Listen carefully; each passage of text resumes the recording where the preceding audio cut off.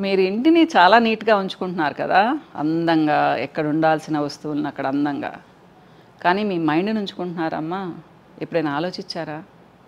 పనికిమాలిన చెత్తనంతా మన బుర్రలోకి చేర్చుకుంటూ ఉంటాము. ఏదేదో నెగటివిటీ అంతా బుర్రలోకి చేర్చుకొని మళ్ళీ స్ప్రెడ్ చేస్తూ ఉంటాం దాన్ని.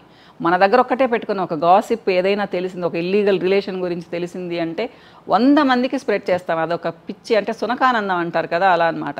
ఇది కూడా ఓకే అమ్మా. కానీ కొంతమంది అలా కాదు. ఒక మాట అనిపించుకున్నారు అంటే ఏదైనా పొరపాటున ఒక మాట అనిపించుకున్నారు అంటే దాన్ని వదిలేయరు. వారం రోజులు బాధపడతారు. 10 రోజులు, 20 రోజులు, నెల, 2 నెలలు, సంవత్సరాలు కూడా బాధపడి వాళ్ళతో మాటలు కట్ చేసుకుంటారు.